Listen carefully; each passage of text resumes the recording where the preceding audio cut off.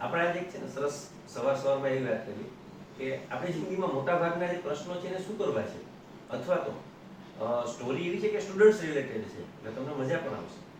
એક છે ને બહુ લર્નેડ એક એક્સપર્ટ હતા, એને એક સેમિનાર આપ્યો કે તમારા છોકરાને હોશિયાર કેવી રીતે બનાવી દેવા, ભણવામાં ઠોઠ હોય તો હોશિયાર કેમ બનાવી દેવા.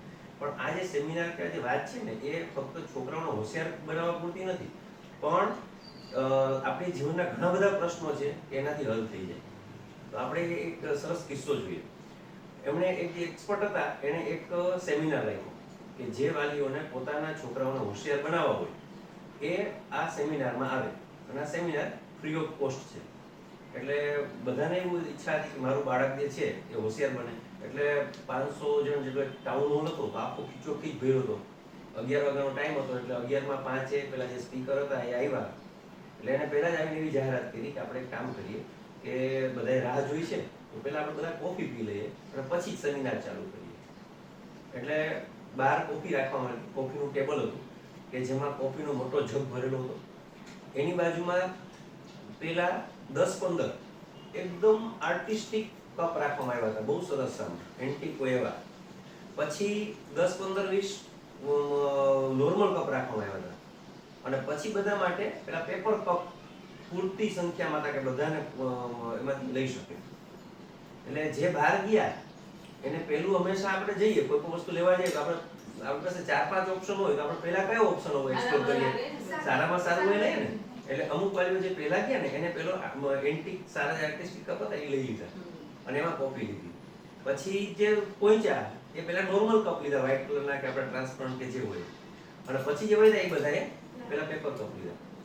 અને બધા છે ને એકબીજા આમ જોવે અને વિચારે આ જો આની પાસે આર્ટિસ્ટિક કપ મળી ગયો, એટલી સાડાથી વખત વહેલા આવ્યો હોત ને તો આ કપ મળી જાય.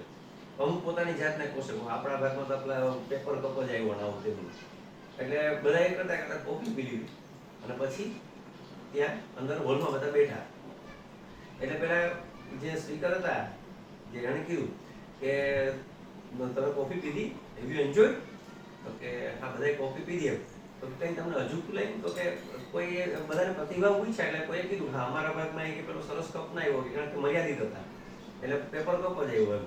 આવું એટલે એને બહુ સરસ વસ્તુ કીધી કે આપણી જિંદગીના મોટા ભાગના પ્રશ્નો કે આપણા બાળકને માં જે આપણે ભણાવવા માટે થઈને કે જે આપણી મહત્વાકાંક્ષા છે એમાં પ્રશ્નો જ આ છે કે આપણે દેખાદેખી કરીએ છીએ. તમે બહાર ગયા હતા શેના માટે? કોફી પીવા. કોફી ઇમ્પોર્ટન્ટ હતી કે મગ ઇમ્પોર્ટન્ટ હતા?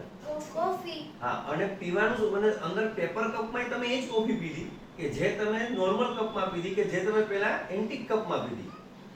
તો તમારે ખરેખર કોફી ઉપર કોન્સન્ટ્રેશન કરવાનું. બધાને કોફી તો એક સરખી જ આપવામાં આવી છે, હે ને? તો આપણે પણ એવું જ કરીએ છીએ કે આપણા બાળકને કમ્પેર કરીએ છીએ કે તું આના જેવું આમ નથી કરતું, આના જેવું આમ નથી કરતું, પણ ખરેખર એનામાં કંઈક શક્તિ પડેલી છે, એમાંય આવડત પડેલી છે.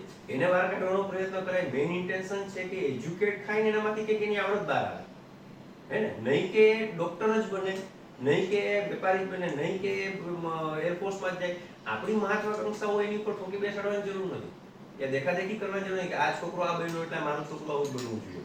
તો ખરેખર એનામાં પડેલી આવડતને બહાર કાઢવી એ જ સાચું એજ્યુકેશન છે. અને તો બધા જ છોકરાઓ હોશિયાર છે. બીજું કે આપણા જીવનમાં આપણે આ જ વસ્તુ કરીએ છીએ, એકબીજા ઉપર દેખાદેખી કરીએ છીએ કે ભાઈ આની પાસે આ છે, મારી પાસે આ નથી, આની પાસે આ છે, મારી પાસે આ નથી. તો આ કપ, મગ અને કોફીની સ્ટોરીથી આપણે એવું સમજીએ છીએ કે આપણે કોન્સન્ટ્રેટ કરવાનું છે કોફી ઉપર, નહીં કે કયા પ્રકારનો મગ આપણે આપ્યો છે. તમારી શું પરિસ્થિતિ છે, તમે કેવા ઘરમાં જન્મ લીધો, તમારી પાસે શું સુખ સુવિધા છે એ ઇમ્પોર્ટન્ટ નથી. ઇમ્પોર્ટન્ટ છે કે તમે એક સારા સિટીઝન બનો, સારી વ્યક્તિ બનો, હે ને? સવારમાં આજના આપણે પોઝિટિવ ગુડ મોર્નિંગ વાઇબ્સ કેવા રહ્યા? Okay, by.